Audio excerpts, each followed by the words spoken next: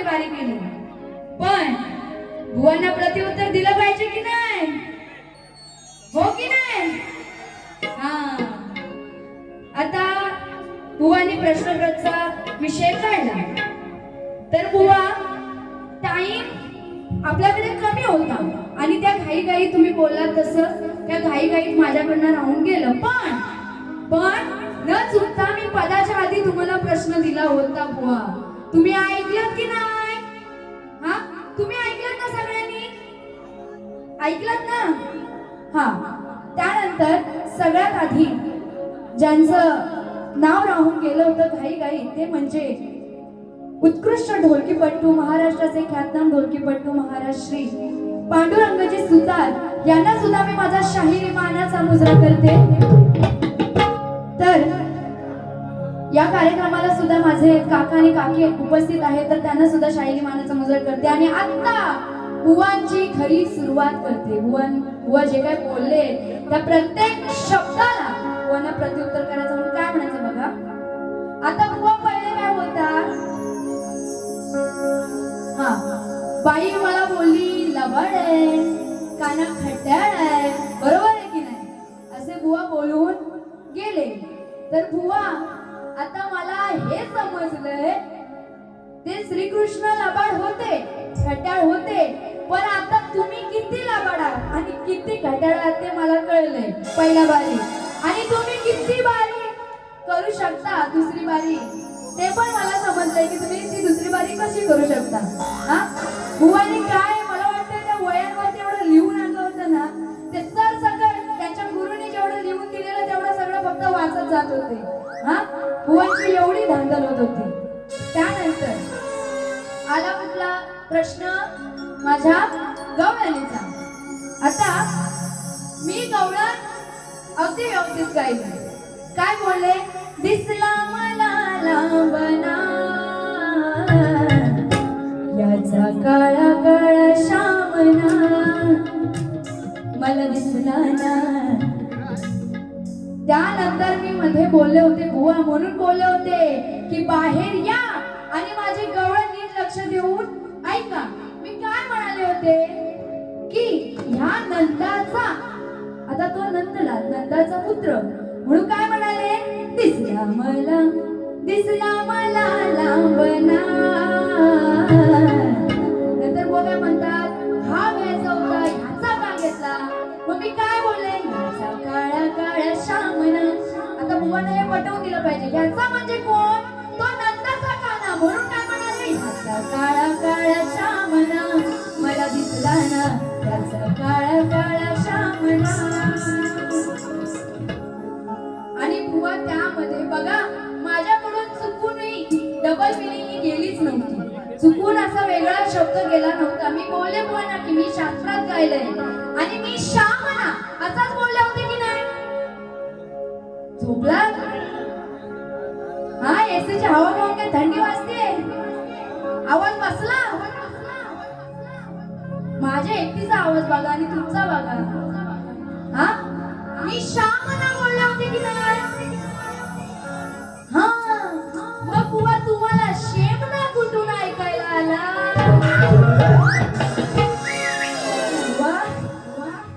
मी अजिबात चुकू नाही हवं तर माझी पहिली बारी तुम्ही नीट ऐका. ह्या सगळ्यांनी व्हिडिओ केलेले आहेत. हा, श्यामना बोलले असताना तुम्हाला शेमना कुठून ऐकायला येतो? बोला, कानात ते घाला. हा, नीट लक्ष देऊन ऐका. म्हणून सांगितलं होतं आधीच की बुवा नीट लक्ष देऊन ऐका. आता पण नीट ऐका. हा, त्यानंतर बुवा अजून काय म्हणतात? पुढं काय बोलतात? काळा काळा नाही. काय बोलले पुढे? बुवा तुम्ही स्वतः काय शब्द येत नाहीत मला की तुम्ही स्वतःच नाही त्याचा डबल अर्थ पटवून दिला. बुवा काय म्हणतात? काळा काळा नाही बाई, लाल लाल आहे. नक्की काय बोलायचंय काय तुम्हाला? हे बघा, मी शास्त्रात केलेली बारी, पण बुवानी इथे येऊन घाण केली. हा, त्यानंतर बुवांनी माझ्या गवळणीची काट काय दिली? हा श्यामना काढेल तुझा घामना. बुवा आता ह्या तुम्ही ज्या गवळणीची काट दिली त्याचा अर्थ काय? फक्त हा श्यामना काढेल तुझा घामना म्हणजे काय? हा हे पण पटवून दिलं पाहिजे की नाही, की फक्त बोलायचं म्हणून बोलायचं असं. त्यानंतर गवळण. आता बुवांची गवळण. बुवांच्या गवळणीची चाल काय होती?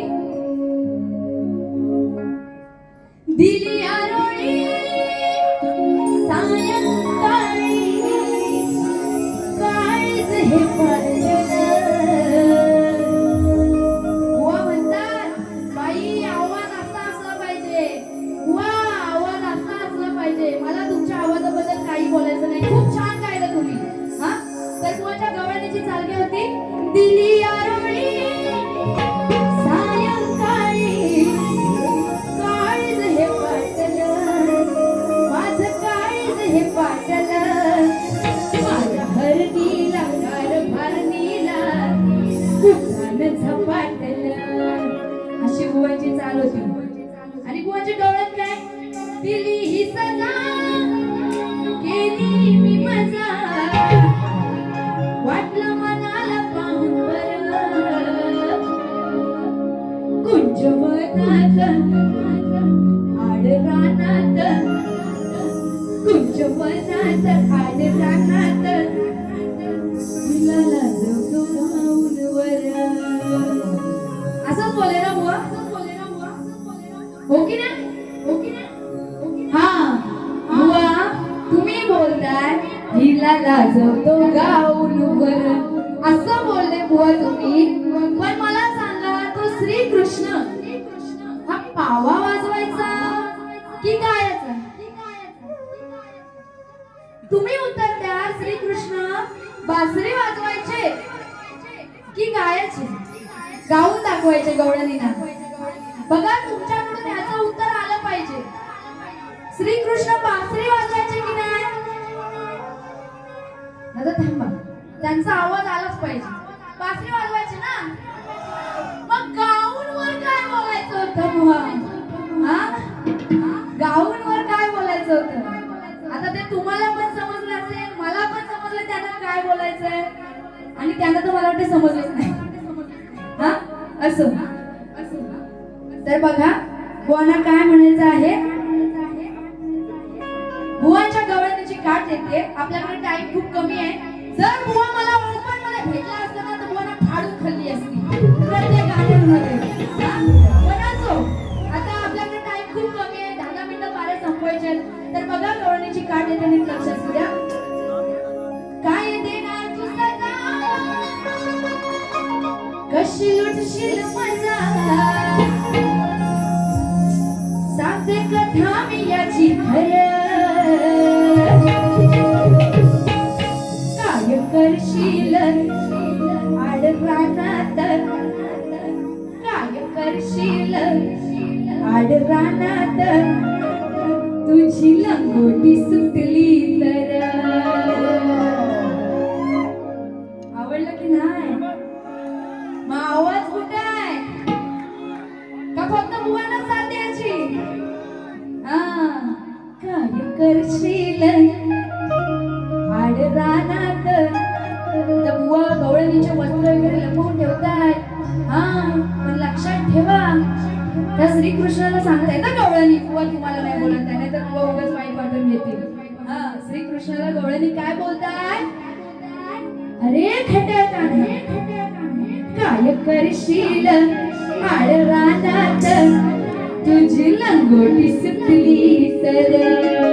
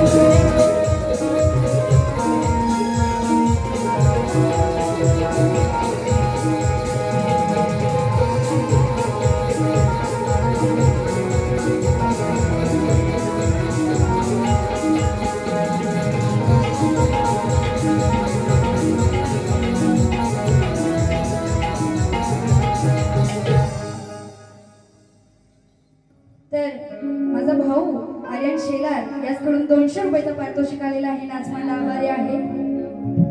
तर बघा, शेवटचं फक्त पदाचं एक ध्रुवपद घेते आणि मी माझी दुसरी बारी संपवणार आहे.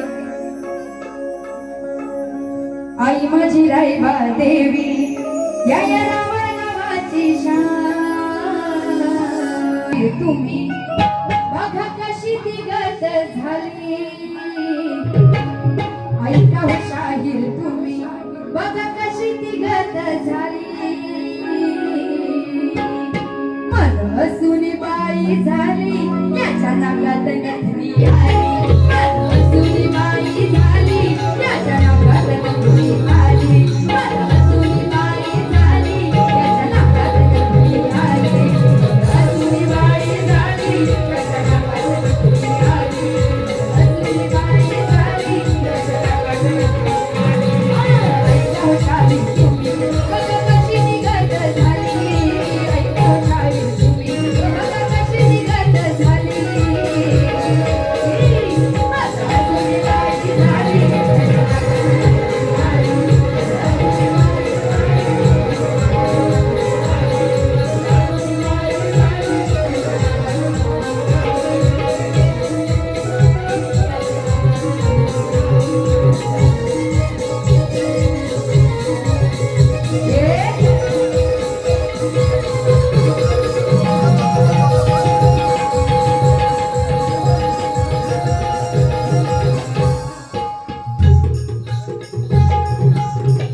तर अशा प्रकारे मी माझी दुसरी वारी संपत आहे. पण त्याआधी माझ्या आजीचे भाऊ विनायकजी बाळू चव्हाण यांच्याकडून 500 रुपयाचं पारितोषिक आलेलं आहे. नाच मंडळ आभारी आहे.